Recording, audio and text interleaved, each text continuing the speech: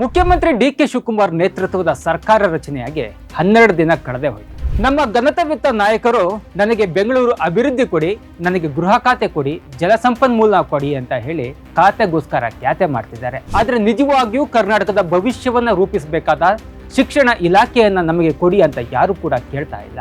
ಕಾಸು ಬರೋ ಇಲಾಖೆಗಳ ಮಧ್ಯೆ ಶಿಕ್ಷಣ ಇಲಾಖೆಯನ್ನ ಯಾರು ಕೇಳದೇ ಇರೋರ ಹಾಗೆ ಆಗ್ಬಿಟ್ಟಿದೆ. ಯಾವ ನಾಯಕರು ಶಿಕ್ಷಣ ಇಲಾಖೆಯ ಬಗ್ಗೆ ಆಸಕ್ತಿ ತೋರದೆ ಇರೋದಕ್ಕೆ ಕಾರಣ ಏನು ಅನ್ನೋದು ಅನುಮಾನ ಮೂಡಿಸ್ತಾ ಇದೆ.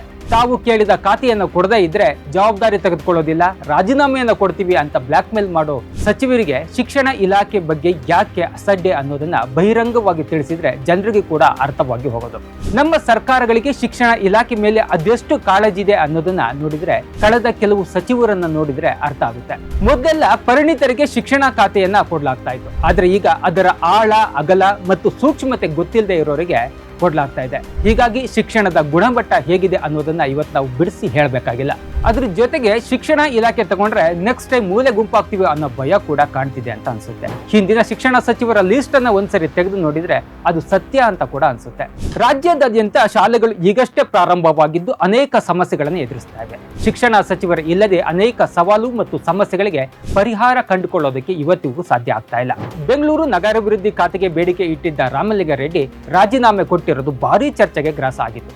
ಅಲ್ಲದೆ ಕೃಷ್ಣ ಬೈರೇಗೌಡರು ಕೊಟ್ಟಿರುವಂತಹ ಖಾತೆಯ ಜವಾಬ್ದಾರಿಯನ್ನೇ ಇನ್ನು ತೆಗೆದುಕೊಂಡಿಲ್ಲ.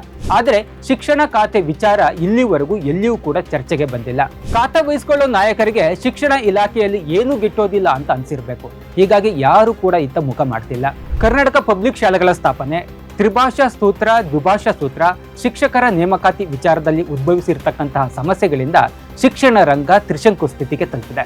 ಸೋರ್ತಿರ್ತಕ್ಕಂತಹ ಕೊಠಡಿಗಳ ದುರಸ್ತಿ, ಶೌಚಾಲಯಗಳ ಸೌಲಭ್ಯ ಪೂರೈಸಬೇಕಾಗಿರ್ತಕ್ಕಂತಹ ಗುರುತರವಾದಂತಹ ಜವಾಬ್ದಾರಿ ಸರ್ಕಾರದ ಮೇಲೆ ಬಿದ್ದಿದೆ. ಆದ್ರೆ ಇಷ್ಟೆಲ್ಲ ಸಮಸ್ಯೆಗಳಿದ್ರೂ ಕೂಡ ಯಾರೊಬ್ಬರು ನಮಗೆ ಈ ಖಾತೆ ಕೊಡಿ, ನಾನು ನಿರ್ವಹಿಸ್ತೀನಿ ಅಂತ ಮುಂದೆ ಬರದೇ ಇರೋದು ಇವರಿಗೆ ಶಿಕ್ಷಣ ಇಲಾಖೆಯ ಮೇಲಿರ್ತಕ್ಕಂತಹ ಪ್ರೀತಿಯನ್ನ ಎತ್ತಿ ತೋರಿಸ್ತಾ ಇದೆ. ಎಕ್ಸ್ಕ್ಲೂಸಿವ್ ಪೊಲಿಟಿಕಲ್ ಅಪ್ಡೇಟ್ಸ್ಗಾಗಿ ನೋಡ್ತಾ ಇರಿ ಪೊಲಿಟಿಕಲ್ ಟಿವಿ.